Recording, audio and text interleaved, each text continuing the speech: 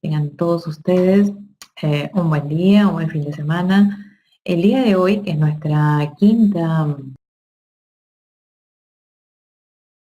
sesión, nuestra quinta conferencia interna y gestión del talento humano, bien, trataremos diversos puntos considerando la importancia que tiene el recurso humano en la entidad pública, entidad privada, y generalmente decimos que el recurso humano es lo más importante, pero más adecuadamente eso perjudica su rendimiento y definitivamente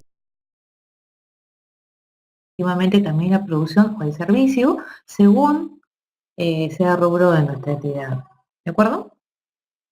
Bien, entonces empezaremos tratando de este tema que es cuando hablamos del cambio de paradigmas organizacionales adoptando la empresa a las megatendencias, ¿no?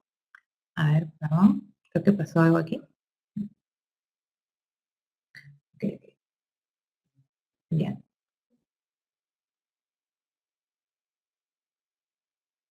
Ah, muy bien.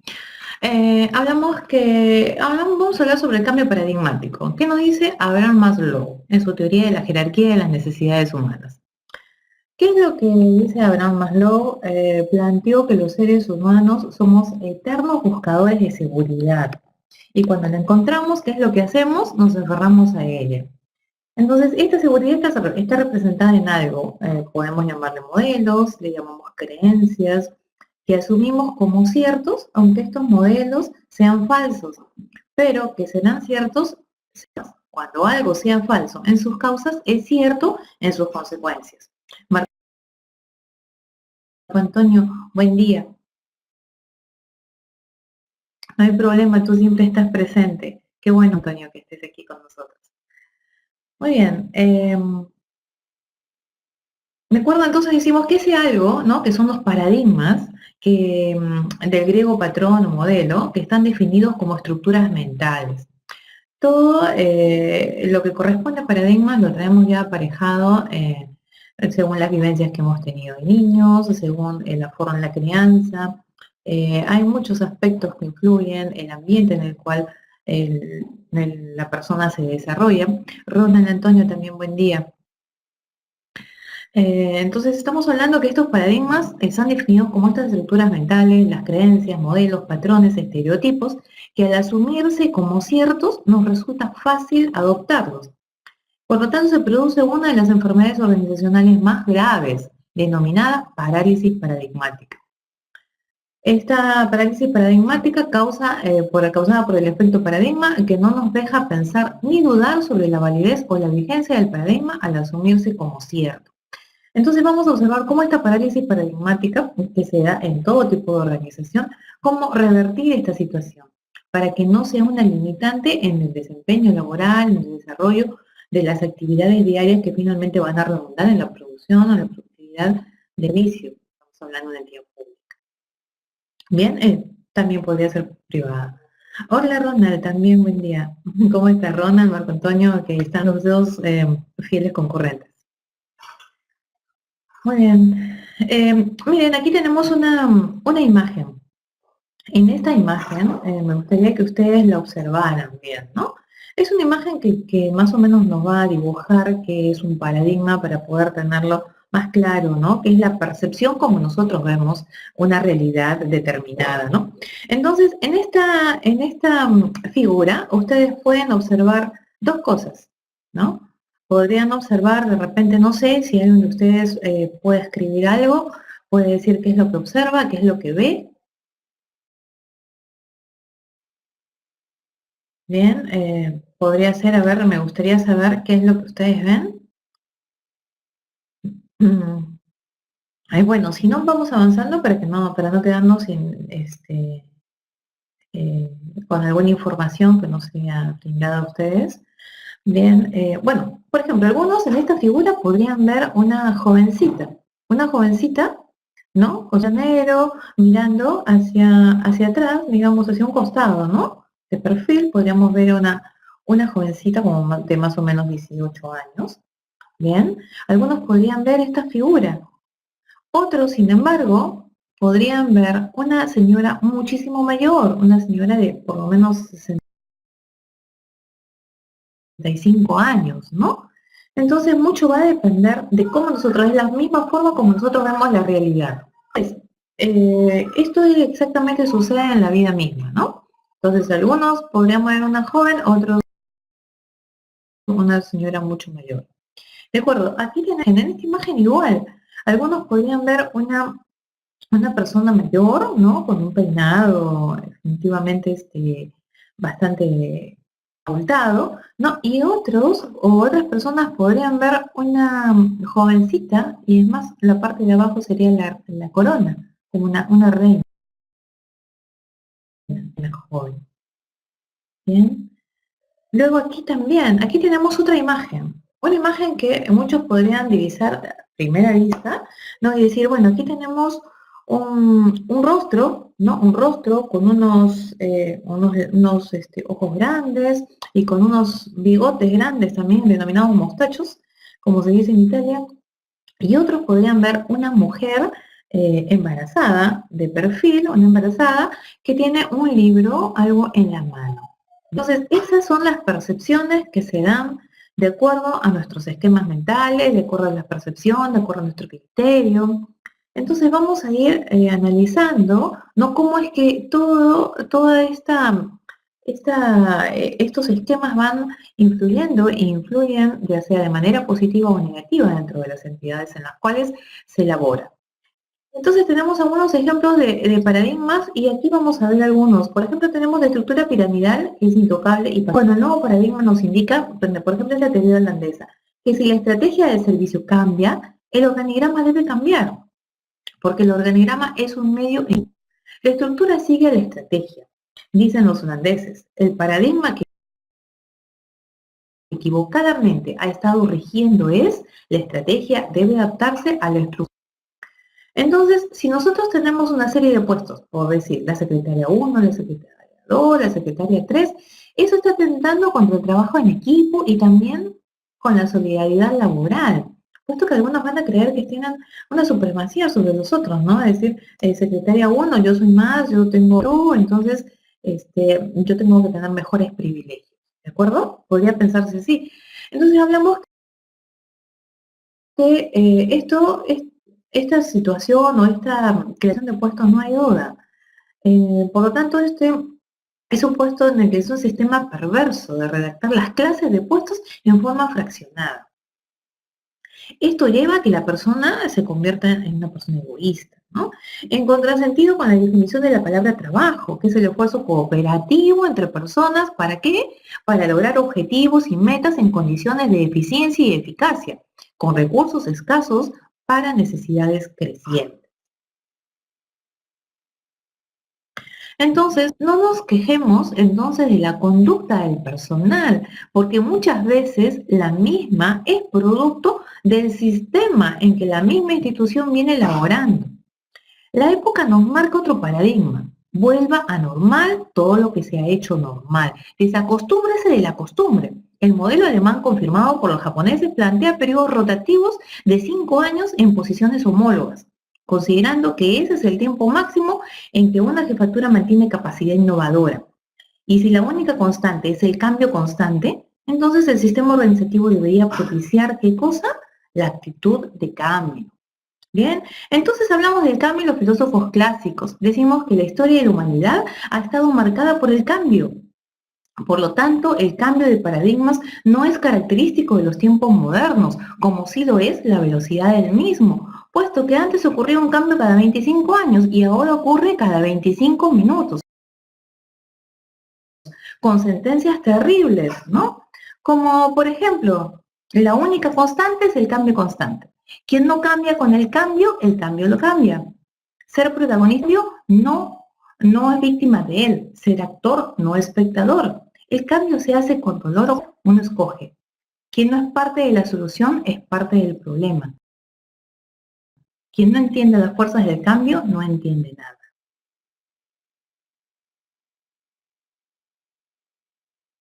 Entonces decimos y analizamos lo siguiente, ¿no? Decimos que educar a la gente para que mejore su percepción, que son los nuevos paradigmas, a fin de aprovechar el talento humano en las organizaciones, ya sean entidades públicas o privadas. No es enseñando o fortaleciendo la lógica que podremos mejorar el capital intelectual de la entidad, sino fortaleciendo ¿qué cosa? El pensar, la creatividad, ¿bien? El pensar, ¿para qué? Para que mejoren las percepciones o los juicios críticos, considerando que la lógica no es suficiente si no mejoramos nuestras percepciones, es decir, si no mejoramos la forma en que vemos los paradigmas. Por lo tanto, debemos fortalecer, ¿qué cosa? El pensamiento creativo, ¿de acuerdo? Entonces, lo que se debe hacer en las entidades es fortalecer el pensamiento creativo, no el pensamiento paradigmático esquematizado, que está lleno de ¿qué? Lleno de metodologías alienantes que limitan el pensamiento. ¿Por qué? Porque no estimulan el pensar, sino el actuar. Por ejemplo, esa respuesta de no se puede es paralizante, ¿no? Porque no deja espacio al vamos a ver si se puede. ¿De acuerdo? Es algo que también debemos cambiar en nuestra vida diaria. Las estrategias de cambio organizacional, ya sea público o privado, modernización institucional, racionalización del Estado o procesos de transformación, deberían comenzar por educar y sensibilizar al personal para concientizarlos del mal impacto y de esta forma crear las condiciones necesarias para cambiarlos hasta el punto del no retorno. Igualmente, con el impacto beneficioso que traerían los nuevos paradigmas, porque de lo contrario la gente no sabrá hacia dónde cambiar, ni el proceso transismático a que estará sometido. Es lo que se denomina la direccionalidad del cambio. Está formada por nuevos paradigmas. Y cómo no decirle a la gente simplemente que tiene que cambiar, ya que no lo hará si el cambio no tiene direccionalidad estratégica basada en el cambio de paradigmas. Entonces, ¿qué son los nuevos paradigmas, no? Si la institución o empresa adoptara el nuevo paradigma de la estructura plana, bien, y la organización por procesos, no debería creer que modificando el organigrama todo va a cambiar por obra y gracia de una mano invisible. Parafraseando lo que decía Anne Smith, ¿no? De la mano invisible, que, bueno, los coordinará automáticamente. O sea, creemos que cambiando la estructura orgánica cambia todo. Si bien es cierto, es un soporte estructural que nos va a ayudar, ¿no? Para saber cuáles son las competencias y después delimitarlas en los mapeos de puestos, en fin, pero nosotros el hecho de decir jefe, jefatura, ya estamos viendo que a nivel jerárquico está muy presente. Eso no permite tampoco una relación a nivel plano en la cual nosotros podamos elaborar tranquilamente, trabajar ordenadamente y con una organización por procesos, ¿bien? Buscando siempre los resultados. Entonces sería más conveniente venderse al personal la idea del cambio paradigmático sobre 3 direcciones estratégicas. Primero, las desventajas de la estructura piramidal. ¿Por qué? Porque es lenta, porque es paquidérmica, porque está alejada del administrado o del cliente. Una razón de ser en sí misma, donde como le indica Northcote Parkinson, se oculta cualquier inepto porque el trabajo se lo hará el de arriba o el de abajo. Y finalmente el trabajo se hará tarde o temprano. Las ventajas de la estructura plana y de funcionar por procesos, de tal manera que el administrado o el cliente no tenga que recorrer todo el edificio para lograr algo. La única forma de defender a la institución o a la empresa es defendiendo al administrado o al cliente. Existen otros nuevos paradigmas que la institución podría adoptar, tales como plataformas de servicios para dar atención integral en un mismo punto, coordinadores, no jefes, que es lo que decíamos anteriormente, ¿no? Entonces el personal debe trabajar para los administrados o clientes, no para los jefes. Por lo tanto, el jefe debe ser un coordinador, ser un constructor de andamios, no de obstáculos, para definitivamente facilitarle la vida al administrado o al cliente. Alta tecnología. La tecnología es para producir información en línea que permite resolver delante del cliente o del administrado. Es decir, la tecnología no es para producir papeles. Entonces hablamos de la facilitación, que es el empowerment, o sea, el empoderamiento del personal que debe estar facultado ¿para qué? Para servir y para tomar decisiones, no para recibir documentos como la concebida respuesta. Deje esto aquí, nosotros le avisamos, no se preocupe. Y si el cliente o usuario pregunta cuándo le contestarán, la clásica respuesta es la siguiente: cuando esté listo o pegue esta solicitud en la ventana y pasarán a hacerle la conexión. Entonces hablamos de una organización de afuera hacia adentro. Las organizaciones deben crecer sobre las experiencias de los administrados o clientes, no sobre la comodidad del personal. Buen día, Leslie, veo que también estás presente. Creo que todos hemos sido víctimas de se entregan cheques de 11 a.m. a 12 m. Solo los miércoles. No es que trabajen a tiempo completo. El horario continuo es de 8 de la mañana a 4 de la tarde. Entonces, ¿por qué a mediodía no hay nadie o dejan solo un empleado? ¿De acuerdo? Y eso también lo vemos en las entidades públicas. Muchas veces 8 a 10 atienden al público, el resto no. ¿Cómo puede darse esa situación en la entidad pública cuando tiene que estar abierta al público? Flexibilidad. Las organizaciones deben decir sí, no esforzarse en decir no. La flexibilidad debe ser organizacional, pero también debe provenir de una flexibilidad mental. No es que debe tener la capacidad de respuesta ante picos de demanda fraccionando horarios, contratando gente a tiempo parcial. Si lo más importante es servir, entonces ¿están las estrategias de servicio? Cuando hablamos de la polifuncionalidad y rotación, el personal debe desempeñar un conjunto de funciones que sean polifuncionales. Bien, y no estar repitiendo la misma función, culturizando el ya famosísimo, eso a mí no me toca. Bien, entonces debemos tratar de darle empoderamiento a las personas para que sientan libremente, fluyan su creatividad, su innovación y puedan realizar varias funciones a la vez, ¿no? No limitarlos a hacer una tarea específica, nada más. Escuchar la voz del cliente. Cambia la forma de evaluar el desempeño del personal, incorporando la nota de los clientes, ya sean internos y externos, para que los procesos mejoren. Cuando el solo jefe califica, todos sacan 100% y alguna nota baja, entonces rondará entre 95 y 98%, sin correlacionarla con el resultado de la gestión. Por ejemplo, si en una contabilidad todo está trazado, ¿por qué todo su personal obtuvo una nota promedio de 98%? Si la morosidad sube y sube, ¿por qué el personal de cobros obtuvo un 97% de nota promedio? ¿De acuerdo? Eso quiere decir que vayamos analizando en base a los resultados. Si tenemos una recaudación baja, por ejemplo, hablamos de una entidad pública, hablamos de un SAT, una entidad, tenemos una baja recaudación, no llegan a la meta nunca. ¿Por qué cuando hay evaluaciones internas? Generalmente no, el personal es eficiente, y cuando no se llega a la meta en términos institucional, porque hay un tema, definitivamente siempre hay roles directos de alguien, pero todos somos un equipo, ¿bien? Entonces todos somos partícipes, ya sea de los logros o también de los deméritos que podamos tener. Hablamos de funcionar con base en la demanda, no con base en la oferta, es decir, organizarnos para adaptar la organización a las necesidades de la demanda. El paradigma de que la gente debe ajustarse a nosotros. Por ejemplo, horarios en función de las comodidades de los administrados o clientes, no los horarios que miran al personal, puesto que la razón de ser son los administrados o clientes. Por lo tanto, la organización debería funcionar alrededor de ellos y no en aparte, como si fueran extraños que a nosotros no nos interesan. Hablamos de una organización con capacidad adaptativa. Si la única constante es el cambio constante, ¿por qué no hacemos que la organización tenga esa capacidad adaptativa a entornos cambiantes? ¿Por qué? Porque existe parálisis paradigmática. ¿De acuerdo? Esa estructura que nosotros creamos como institución y que es muy difícil de romper, bien, y que al contrario se van generando cada vez, a medida que pasa el tiempo también se va haciendo más compacta y mucho más difícil de poder romper y definitivamente tener una fluidez en cuanto al trato del personal, en cuanto al clima laboral, en cuanto al servicio, en cuanto a todo el quehacer diario.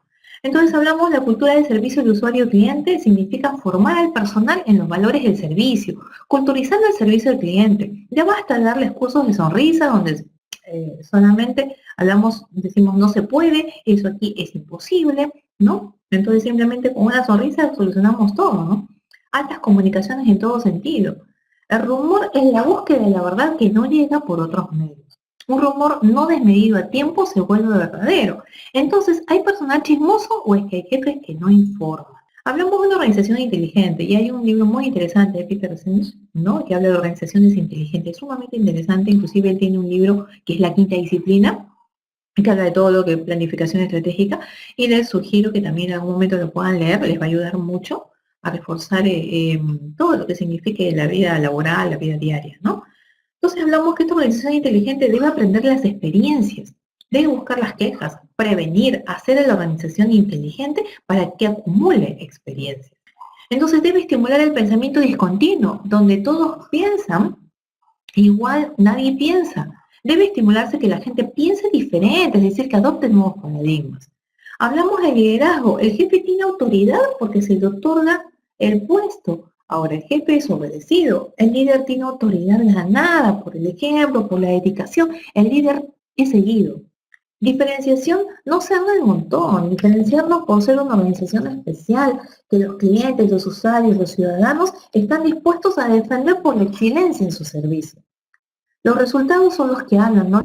Formar la cultura de rendición de cuentas, de abandonar la cultura a lo plástica, de estar echando de la culpa al sistema como si nosotros no fuéramos parte de él. Entonces, todos estos paradigmas podrían ser considerados como de la administración privada, lo que es cierto, pero también debemos estar conscientes que cada vez más lo público, lo privado, tienden a fusionar conceptos, sobre todo son las nuevas formas organizacionales de empresas públicas, por citar solamente. Entonces decimos que estas conclusiones refiero al cambio de paradigmas organizacionales. Decimos que cuando hablamos de modernización empresarial, de reforma del Estado, de modernización de la administración pública, de transformación institucional, de racionalización del Estado y otros, necesariamente entran en juego los paradigmas, que todo cambio implica cambiar, abandonar algunos paradigmas para adoptar otros, que se supone son mejores que los anteriores. Hablando del cambio metodológicamente, es necesario tener claros los paradigmas que debemos derribar y cuáles debemos adoptar para que el cambio tenga direccionalidad estratégica. Saber hacia dónde dirigimos los esfuerzos de cambio. Pero muchas veces esa modernización no se identifican cuáles paradigmas debemos eliminar y cuáles debemos adoptar. Que han tenido las estrategias del cambio, quedando los actores del cambio sobre la base del análisis paradigmático, no sobre la base del snobismo o moda, como ocurrió con la reingeniería. De tal modo que recuerdo, ¿no? Y luego un autor Hammer se arrepentía al haberse adoptado simplemente como una moda y reflexivamente. Un ejecutivo del sector bancario, por ejemplo, indicaba que el cambio está ocurriendo tan rápido que a veces se adopta una nueva corriente sin evaluar si la anterior había sido correcta o no. Es broma, se refería al sabor del mes, es decir, que constantemente vienen modas de cambio que la gente adopta sin te varía o lo habría llevado a ser muy cauteloso con los mismos del cambio y no estaban sostenidos en el cambio paradigmático. Se le dice a la gente que enseña cómo hacerlo, como si el futuro fuera una extensión del pasado con una palabrería. En tal sentido, el cambio nos ofrece una frase delicada de analizar: no apoya el cambio, entiendan. Y entender el cambio es eso, entenderlo, discernir, racionalizar, concientizar el efecto dañino de los malos paradigmas, y así como las ventajas que traerán los nuevos paradigmas en la salud organizacional en beneficio de la razón de ser de la entidad. Esto implica entonces que los actores del cambio deben estar preparados y sensibilizados sobre el concepto paradigma. O sea, nadie ama lo que no conoce, enseñándoles a identificar los malos paradigmas y que ellos mismos concluyan sobre los impactos de esos paradigmas. Igual con el impacto esperado de los nuevos paradigmas, para que los adopten, pero concientizadamente. Entonces, cambio, ¿no? Porque se trata de formar una nueva cultura organizacional. Sabemos que la cultura organizacional es difícil de cambiar porque constituye la sumatoria de valores, antivalores, creencias, modelos, estructuras mentales que se fueron arraigando con el paso del tiempo y que los cambios de la mente son los más lentos, lo que no debe ser un obstáculo justamente para no emprenderlo. Debe recordarse que el presente de una organización, al igual que el de una persona, es el producto de su pasado y de que el futuro será lo que está con lo peor es no hacer nada, porque al no hacer nada no garantizará que todo seguirá igual. Hacer nada garantiza nada, tener visión cambio. Mahatma Gandhi decía, si no haces nada, tienes garantizado que no lograrás nada. Las jefaturas deben liderar el cambio, no delegarlo, y deberían ser los primeros que deberían entrar a la primera fase de análisis paradigmático y de la forma en que liderarán, motivarán, direccionarán y sostendrán con su gente el cambio de paradigmas. Muchas veces el personal participante en el cambio organizacional se pregunta en seminarios o talleres sobre el cambio, ¿y dónde están los que aquí deberían estar? ¿Por qué el que debería estar aquí tan solo inauguró el evento y se retiró? Generalmente sucede, muchas veces también estamos en una reunión, son invitados los gerentes, los subgerentes de una entidad pública específicamente, acuden los técnicos, ¿no? Y simplemente llegan los funcionarios que son los que deben tomar las decisiones, llegan un momento, firman y se retiran. Y luego se queda todo el personal técnico, ¿no? Que no puede tomar las decisiones, o sea que no tiene la posibilidad de tomar decisiones. Simplemente va a adquirir los conceptos, pero no va a poder reproducirlo y transmitirlo en las políticas que se necesitan para el desarrollo de las actividades.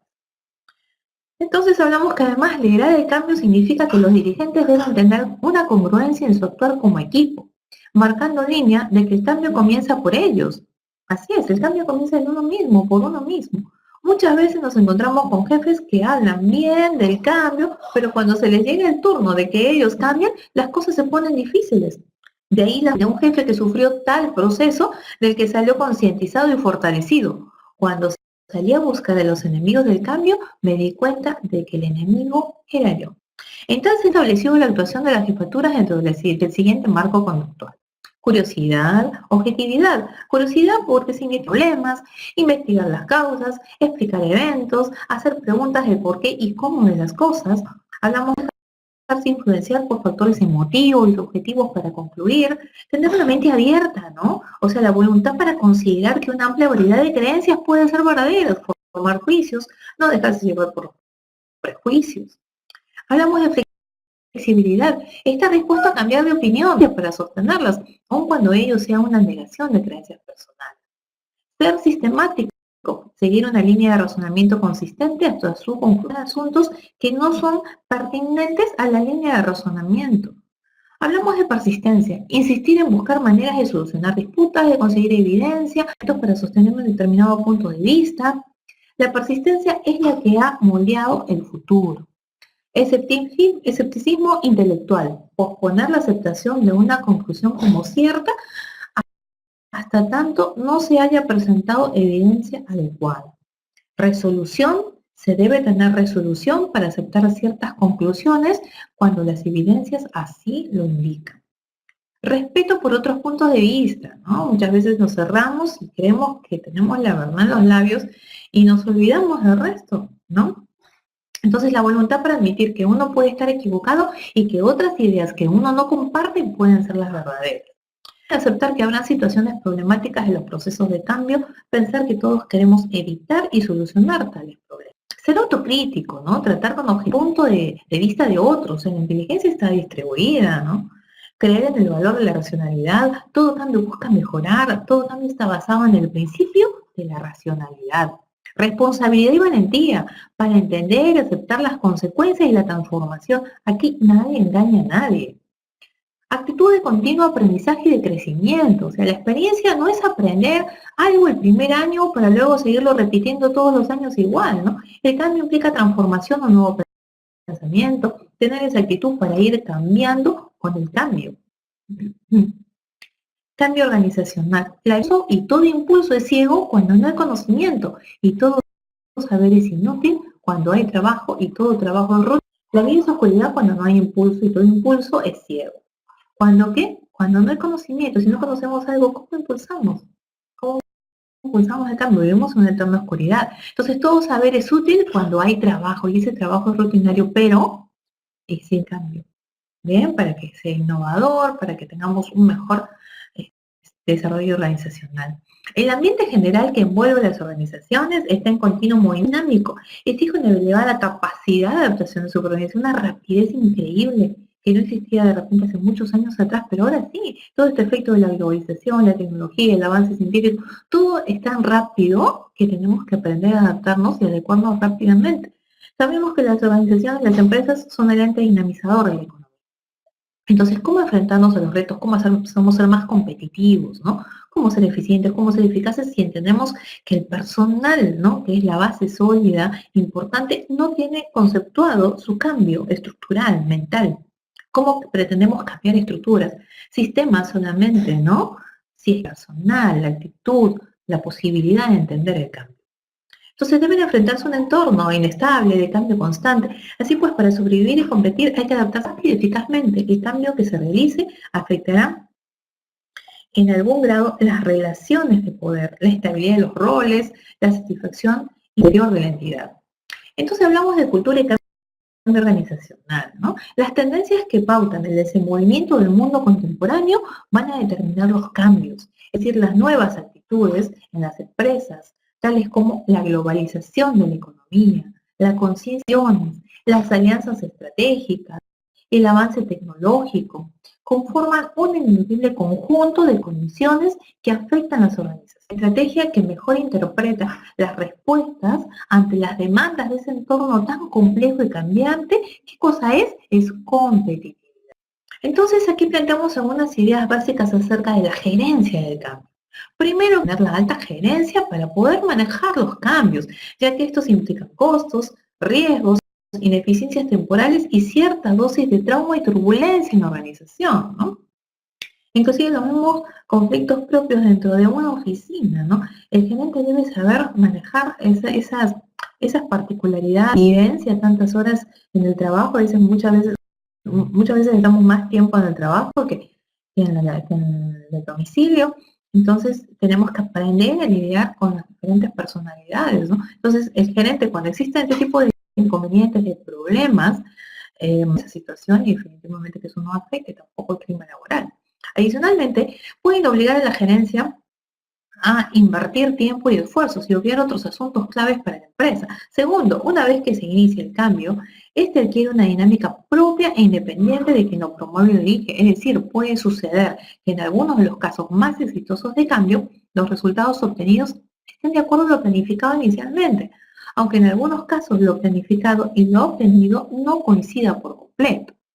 Tercero, el cambio en una empresa, ¿qué cosa? Es un proceso lento, es un proceso costoso, es confuso, es conflictivo, que normalmente ocurre a través de ciertas etapas más o menos comunes. Por lo tanto, que no solo indicar el estado futuro, el estado deseado, sino también analizar profundamente el estado de transición, ¿no? Para que la organización se mueva hacia el objetivo deseado. Procesos que deben ocurrir en cada una de estas fases para lograr el cambio en el sistema humano. Entonces hablamos de una fase que se denomina descongelamiento. ¿Qué significa descongelamiento? Durante esta etapa se generan y se consolidan las fuerzas a favor del cambio. Esta es la etapa donde la insatisfacción con la situación existente alcanza el nivel suficiente como para que se decida cambiar. La ansiedad, la preocupación, la motivación deben ser lo suficientemente altos como para justificar los costos de un cambio.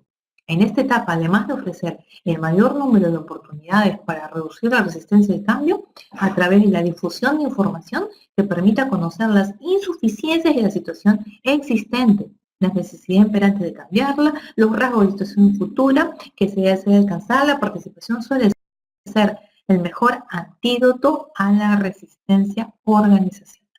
Hablamos de un cambio a través de la reconstrucción cognitiva.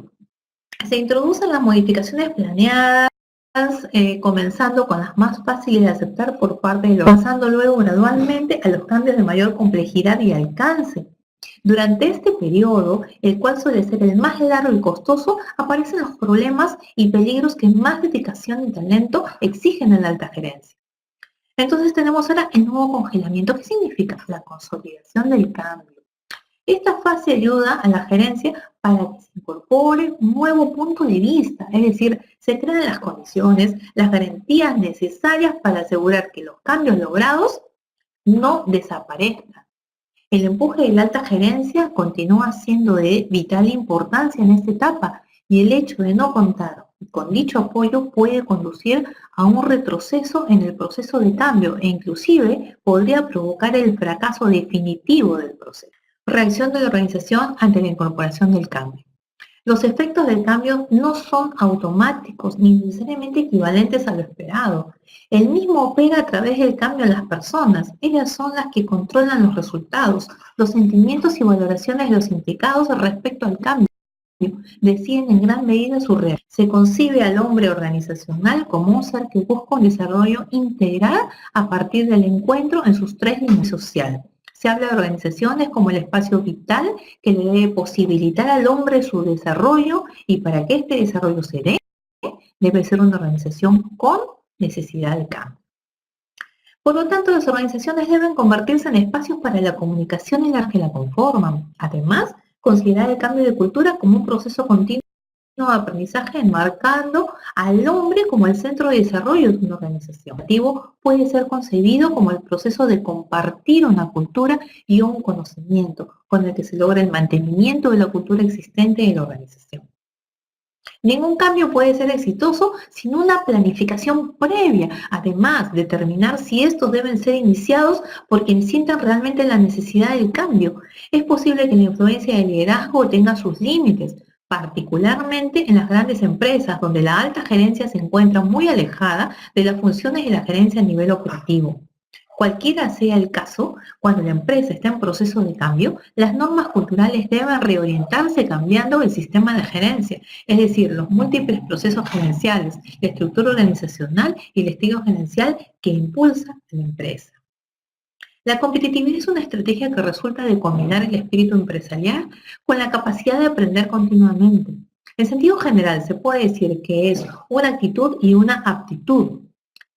Es una actitud orientada hacia visualización de oportunidades y el control de las amenazas, pero también es una aptitud que permite mantener e incrementar la preferencia de los clientes por los bienes o los servicios que se ofrecen. Los cambios han sido como instrumentos de adaptación, casi todos impulsados por una crisis de misión y estrategia de las organizaciones y por la necesidad de adaptarse, más que por cualquier intención de cambio en la organización interna propiamente dicha. Esta perspectiva refleja que el cambio en las organizaciones a veces se describe como un proceso de conversión de un líder o liderazgo que luego se transmite a través de toda la entidad. Entonces, ¿cómo gerenciar el cambio organizacional, no? El término de gerencia del cambio constituye uno de los aspectos más relevantes del proceso de globalización de la gestión de negocios y la reforma de modernización del Estado, toda vez que tanto el gerente como la entidad comienzan a enfrentar complejas situaciones de cambio en su entorno que no deben ser atendidas de manera dispersa, sino que se requieren de una plataforma mínima que asegure con éxito el cambio en la entidad. Se hace necesario realizar un diagnóstico previo de la organización que permita apreciar una verdadera situación y definir tanto su misión real como los lineamientos estratégicos que deben orientarla, al mismo tiempo que facilite la identificación de aquellas variables del entorno que puedan incidir negativa o positivamente sobre sus principales áreas de gestión, con lo cual podrían preverse los posibles obstáculos, debilidades, amenazas, además de las propias potencialidades. Entonces, dicho diagnóstico debe estar fundamentado en la formulación de algunas preguntas claves sobre la gestión de la organización, las cuales permitirían reflexionar sobre los aspectos que afectan su funcionamiento. Preguntarnos lo siguiente, ¿no? ¿Estamos haciendo las cosas bien? ¿Lo podemos hacer mejor? ¿Nuestra capacidad de respuesta es mejor que la de la competencia? ¿Verdaderamente estamos preparados para enfrentar y asumir los cambios del entorno? Entonces, hablamos de, es importante mencionar lo siguiente, ¿no? A ver, un segundito, quiero repetirles algo. Hay algo que me interesa a ustedes. Sí, antes de los paradigmas hay una lectura muy interesante, por eso la estoy buscando para poderles hacer presente. A ver. Bueno, y se refiere a esto, ¿no? Hablamos que, por ejemplo, tenemos Hay paradigmas de las compañías socialmente participativas. Entonces, lo social media no solo ha cambiado el día a día de las personas, sino que también está teniendo influencia en la forma en que se dirigen todos los negocios, ¿no? La forma como estructuramos todo. Entonces, cuando hablamos de estructuras jerárquicas en las que los simples piezas de engranaje ya no sirven, los negocios tienen que adaptarse a los nuevos modelos basados en la conexión, la colaboración y la innovación. Entonces, según la compañía de economía Toward Watson, las compañías con una alta participación de empleados logran un incremento del 19% de acuerdo a los ingresos de explotación en cuanto a ganancias por acción. En cambio, aquellas con niveles de participación bajos han visto cómo sus ingresos de explotación caían. Entonces, las compañías se están empezando a dar cuenta de que no solo hay que poner a los empleados a trabajar para funcionar, sino hay que crear una cultura empresarial que motive la innovación o la creatividad. ¿Bien? Entonces, hablamos de la cultura, y eso es lo que quería comentarles, ¿no? La cultura, intentar que los empleados poco contentos, ya que no se puede pedir a los trabajadores que den algo que no reciben. Hay que tener en cuenta que lo que hay dentro de la compañía se sentirá desde afuera de ella, por lo que hay que crear una publicidad que fluya por toda la comunicación de la compañía. Esto significa abandonar el antiguo para dar a la gente lo que quieres que ofrezca. Como afirma el inversor Chris Sacca, que las expectativas que se ponen en ellos. Si les tratas como niños, actuarán como niños, pero si les muestras respeto y confianza, responderán a tus expectativas. ¿Bien? A pesar que el tratar como niños también significa tratar con respeto, lógicamente, ¿no? Mentalidad, por muchas horas que se pasa en una reunión, si la gente no tiene la mentalidad adecuada, es difícil que se ocurra algo innovador, ¿no? Además de que la mentalidad con la que la gente se enfrenta a las reuniones es muy importante y tiene mucho que ver con lo que vamos a conseguir de esta reunión. Ahora, por eso hay que olvidar que la idea de la persona afrontarla con una mentalidad creativa y abierta. Muchas veces los gerentes no son los motivadores, ni llevan a que las personas, el personal se sienta a gusto. Por lo tanto, no vamos a poder obtener lo mejor de estas personas, ¿no? Entonces hablamos de que es necesario encontrar un lugar creativo, no estresante. Un aspecto es permitir tiempo suficiente para pensar en un lugar relajante. Esto requiere una serie de componentes complementarios como la cantidad de sueño adecuado, actividad social, una buena dieta, entre otros, ¿no? Hablamos de la sabiduría del grupo. Si las compañías más innovadoras son aquellas que hacen que sus empleados y sus usuarios participen y se involucren, no es por casualidad, ¿no? El antiguo paradigma que afirmaba que la sabiduría está en el clima de la pirámide empresarial no funciona. La que los líderes tienen la capacidad de dirigir, pero no de escuchar. Ahora es necesario escuchar y aprender de lo que se escucha, creando un espacio en el que se pueda participar de distintas voces. Hablamos del entorno. Es importante crear espacios en los que se pueda colaborar e innovar, tanto virtudes como físicos, ¿no? El paradigma anterior se basa en hacer encuentros, reuniones, sencillas, mesas, una sala de conferencias, es decir, lo que es normal. Pero el nuevo paradigma trata de buscar lo que no es normal, sino innovador, y para ello hay que buscar un espacio adecuado para cada objetivo. A veces un paseo en grupo es mucho más útil que una reunión en una sala de conferencias. Visión. La gente necesita un objetivo hacia el que dirigir sus ideas innovadoras.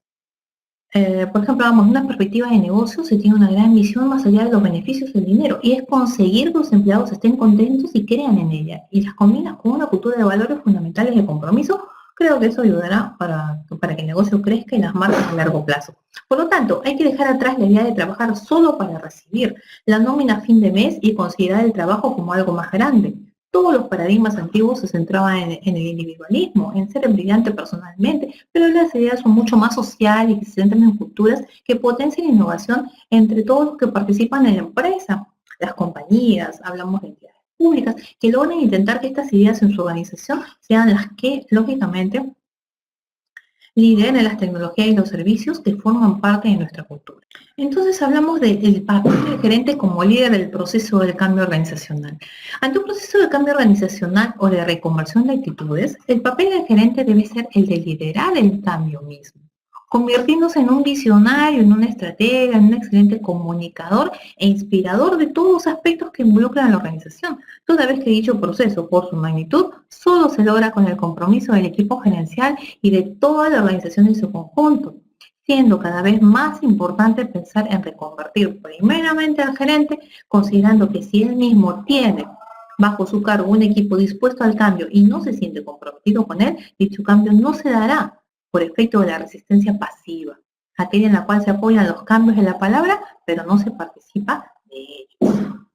Bien, por eso hablamos de que todo cambio de actitud cultural, ¿no? O social tiene que partir del cambio personal. Hacer crecer a la gente, creer a la gente debe ser el objetivo número uno del cambio. Cuando el cambio es visto y entendido como una superación de la persona, como un crecimiento personal, como el alcanzar un estadio superior de crecimiento y desarrollo, entonces es fácil convencer a las personas de que no se resistan al cambio. Para un cambio organizacional es importante considerar tres objetivos centrales. Primero, crear una visión. Hablamos de una visión compartida, una visión estructurada de abajo, ¿no? No una visión impuesta, en la que tú te sientas parte de esa creación. De una misión, o sea, saber cuál es la verdadera razón de ser de la entidad. Muchos empleados públicos, trabajadores del sector público, no saben que su verdadera misión es el servicio. Si no, no tendríamos tanto maltrato muchas veces en algunas entidades públicas. Los valores que apuntan a la creación del escenario futuro. Si bien es cierto, tenemos valores personales y todos ya llegamos a una entidad con valores personales, estructurados de la familia, tenemos valores empresariales, valores organizacionales, valores de la entidad, que deben ser parte, ¿no? de nuestra creatividad, de nuestro quehacer diario. Pero esos valores personales nosotros los vamos a llevar hacia la entidad. Por lo tanto, imagínense qué importante que es el núcleo familiar, generar esos buenos valores. Bueno, buenos valores está mal dicho, valores. De esta manera las personas podrán identificar con claridad, entonces, hacia qué dirección se ha marcado el rumbo del cambio. Es importante considerar que todo proceso de cambio genera resistencia. Sabemos que es resistente por una cuestión prácticamente natural. La persona no está acostumbrada, no quiere salir de su zona de confort, entonces prefiere seguir así porque eso le brinda seguridad, ¿no es cierto? Entonces, ante un cambio hay un poco de temor y ese temor se traduce, lógicamente, en las decisiones que se toman en los quehaceres diarios. Entonces, en todo proceso de cambio planeado y dirigido, el rol de los líderes, el proceso de liderazgo es fundamental. Por lo tanto, la resistencia al cambio puede expresarse de tres maneras. Hablamos de resistencia previa, activa, por inercia. Resistencia pasiva, que consiste en aceptar todas las propuestas, pero no comprometerse con nada, ni mucho menos con una actuación definida. Resistencia activa consiste en manifestarse abiertamente en contra del cambio, considerando que no da resultado. Una resistencia por inercia es expresada por aquellas personas que no actúan ni activa ni pasivamente, personas que en un momento parecieran estar a favor y después en contra.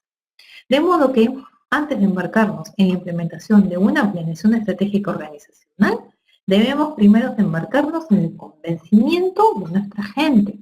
¿Para qué? Para aceptar que tal cambio es importante y que el único camino para desarrollar la organización es un proceso de planeación estratégica.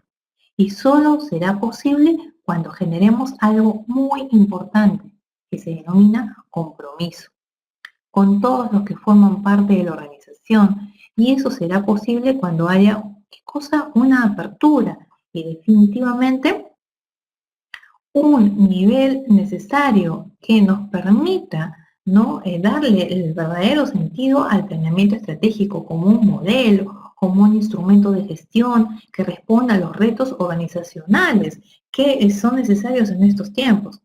Bien, entonces necesitamos una comunicación horizontal y abierta, es algo que debe entenderse, ¿no? El clima laboral es muy importante, cómo es que existe el liderazgo, ¿no? Que tú te sientas identificado, que no sientas que no eres parte de la entidad, simplemente que tú trabajas solamente por cumplir un horario, por recibir un sueldo, y no te interesa cuál es el rumbo de esta entidad. Cuando es justamente la entidad en la que trabajamos y es la entidad que nos está acogiendo para que nosotros podamos cumplir con nuestras necesidades dentro de cada uno de nuestros hogares. Bien. Entonces, son concientizaciones que debemos tener y todo trabajador debe tener y querer la entidad en la cual trabaja. Pero muchas veces no podemos pedirle al trabajador que quiera la entidad cuando los que están liderando esta entidad están dañando a esta persona. Entonces, hablamos por todo esto, hablamos que las nuevas realidades van dejando la idea de qué cosa de las organizaciones tradicionales, organizaciones rígidas. Entonces, hoy se requiere una gerencia mucho más participativa, más plana, con menos niveles jerárquicos. Bien, recuerden que hablábamos de presupuestos participativos y hemos ido conversando en una sesión determinada, pero luego hemos ido entendiendo el enlace de todo esto. Hablamos de una participación del Estado con la población, con la ciudadanía, pero hablamos de una participación dentro de la entidad. Si no es una entidad participativa, si es que no hace sentir a su personal como parte de la organización, de la entidad misma, de las tomas de decisiones, de las resoluciones de conflictos, no la hace partícipe de, y si hablamos de entidad privada, de la producción, entonces esa persona no se siente parte. Nosotros debemos tratar de que las decisiones nazcan justamente de esas reuniones. Reuniones que pueden darse tomando un café, pueden darse un paseo, como hemos estado conversando a lo largo de la conferencia del día de hoy. Entonces estamos hablando de esa participación, de escuchar. Siempre decimos, debemos escuchar a todo el mundo tiene algo que decir. Pero en el momento que alguien empieza a hablar, lo cortamos y empezamos a dar crédito a lo que nosotros decimos y querer imponer nuestras propias ideas. ¿Bien? Romper esos paradigmas, ¿okay? Nuestros esquemas mentales no es algo fácil, no es tarea fácil. Pero si queremos realmente una entidad comprometida, con personal comprometido en la tarea, en el quehacer diario, en el servicio, ¿no? Si queremos realmente que el Estado tenga sus verdaderos frutos, ¿bien? Entonces esta reforma estructural, esta reforma debe darse desde el cambio de mentalidad. Nosotros no podemos pedir cambiar a una entidad, cambiar un sistema, si es que las personas no están concientizadas con ese cambio. ¿El cambio nace? Bien, entonces hablamos de que se requiere hoy en día una gerencia mucho más participativa, más plana, ¿no? Decíamos, sin estar hablando de jefaturas, no, estamos mucho más al mismo nivel, ¿no? Con menos niveles jerárquicos, en donde se produzca un mayor acercamiento de todos los que le integran, con una participación mucho más activa de todo el equipo gerencial en la toma de decisiones, con un análisis muy particular en equipos decisorios que están basados en estructuras funcionales, ¿no? Entonces, hablamos por otra parte del desarrollo de las nuevas tecnologías y el auge cada vez mayor de la llamada revolución de la información ha propiciado cambios acelerados en las estructuras organizacionales, al mismo tiempo que condiciona un nuevo perfil global para el gerente, en donde sus principales características personales deben incluir una mayor capacidad de adaptación a nuevas circunstancias, una mentalidad internacional, excelentes condiciones de aprendizaje y comunicación. Además, debe contar con principios elementales como son la ética, la honestidad, la justicia, cuya valoración es de carácter universal. Bien, aquí tenemos también algunas propuestas, la propuesta de Kotter. Bien. Y aquí hablamos que el estudio de Kotter se basa en el análisis de muchos casos de gestión del cambio en el mundo y destacan dos lecciones fundamentales. La lección más general que se puede aprender de los casos de mayor éxito es que el proceso de cambio pasa por una serie de fases que generalmente requieren de un tiempo considerable. Saltarse algunos pasos solamente da la ilusión de velocidad y nunca produce un resultado satisfactorio. Una segunda lección es que los errores críticos en algunas de las fases pueden tener un impacto devastador, reduciendo la velocidad e invalidando los beneficios duramente ganados, quizás debido a la relativamente poca experiencia que se tiene en renovar organizaciones. Hasta las personas más capacitadas cometen por lo menos un error. Entonces, Kotter en su trabajo Liderando el Cambio propone 8 pasos para lograr en forma exitosa la transformación de las organizaciones. Por ejemplo, propone establecer un sentido de urgencia, formar una coalición de guía poderosa, crear una visión, comunicar la visión, facultar a los demás para actuar sobre la visión, planificar para y crear ganancias a corto plazo, consolidar las mejoras y producir aún más cambios, institucionalizar los nuevos métodos. Entonces, antes de repetir esto de aquí, vamos a hablar de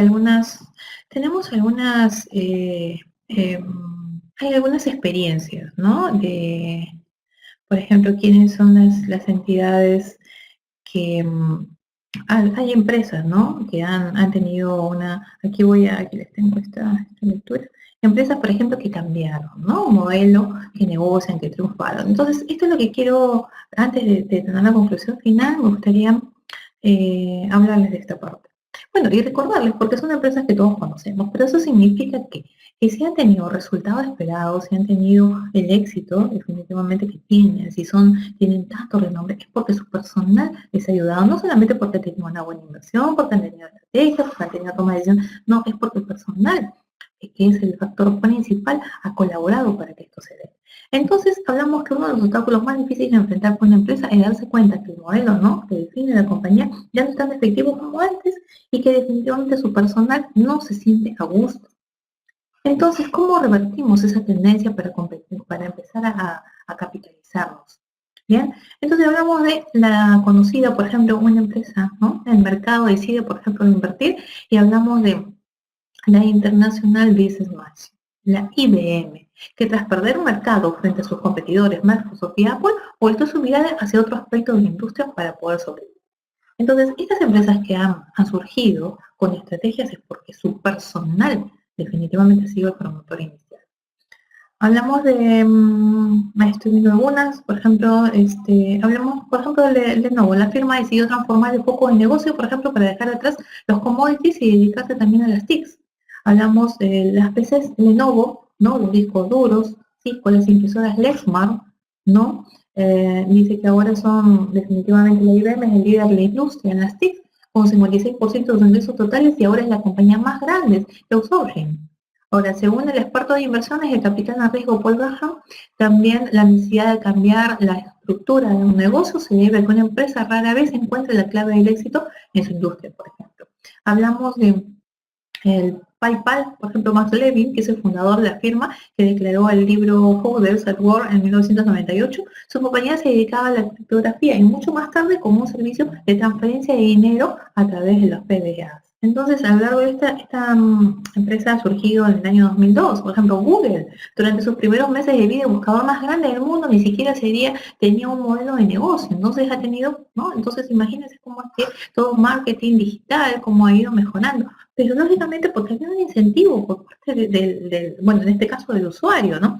El Facebook, en un principio, a diferencia de otras redes sociales, la plataforma Mark Zuckerberg.